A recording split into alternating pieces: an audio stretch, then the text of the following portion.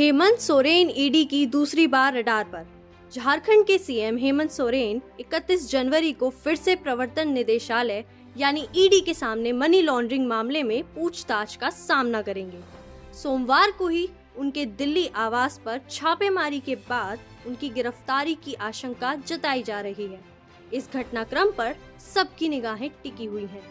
हेमंत सोरेन, जो कि झारखंड के वर्तमान मुख्यमंत्री और झारखंड मुक्ति मोर्चा यानी जेएमएम के कार्यकारी अध्यक्ष हैं, नेता के चारों ओर तीव्र राजनीतिक गतिविधि के बीच वे 30 जनवरी 2024 को रांची में उनके आवास पर पहुंचे। ईडी के अधिकारी जो मनी लॉन्ड्रिंग मामले में उनसे पूछताछ करने वाले थे, ने दावा किया है कि वे जेएमएम नेता का पता लगाने में विफल रहे।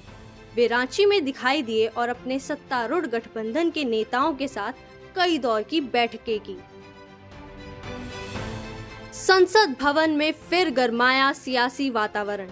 संसद भवन में आज दोनों सदनों का सत्र शुरू हो गया है।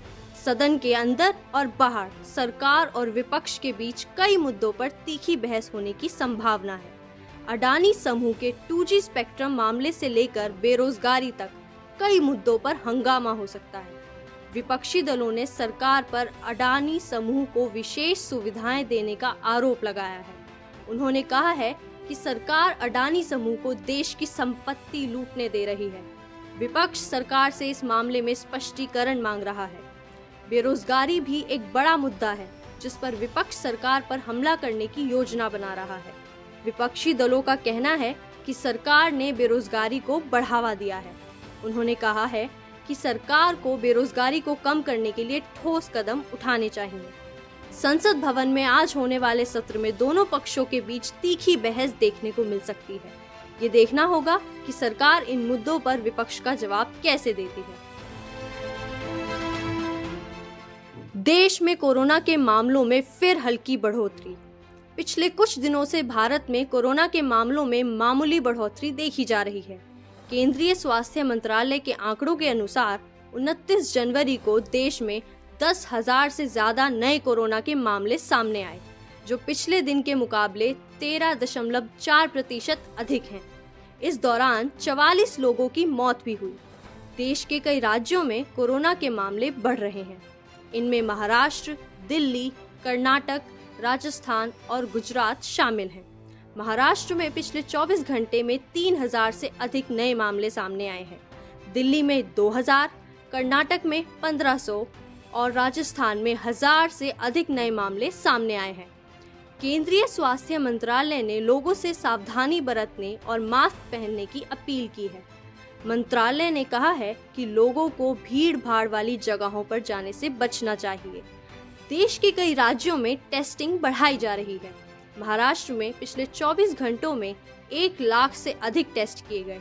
दिल्ली में 50,000, कर्नाटक में 40,000, राजस्थान में 30,000 और गुजरात में 25,000 से अधिक टेस्ट किए गए हैं।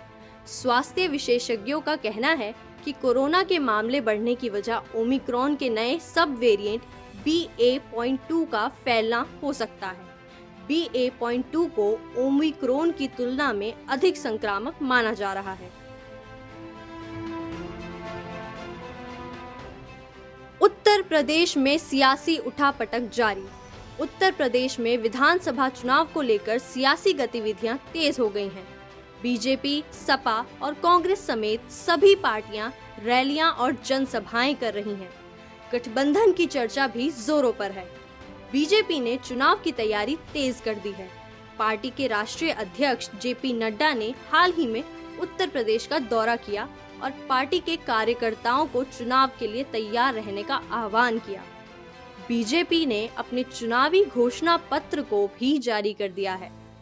सपा भी चुनाव की तैयारी में जुटी है। पार्टी के अध्यक्ष अखिलेश यादव ने हाल ही में 16 सीटों पर प्रत्याशियों की घोषणा की है। सपा ने कांग्रेस के साथ गठबंधन करने की संभावना जताई है। कांग्रेस भी चुनाव में मजबूत प्रदर्शन करने की कोशिश कर रही है। पार्टी ने हाल ही में अपने उत्तर प्रदेश अध्यक्ष को बदल दिया है। कांग्रेस ने भी अपनी चुनावी घोषणा पत्र को जारी कर दिया है। उत्तर प्रदेश में सियासी उठापटक जारी है। ये देखना दिलचस्प होगा कि चुनाव में किस पार्टी को जीत मिलती है।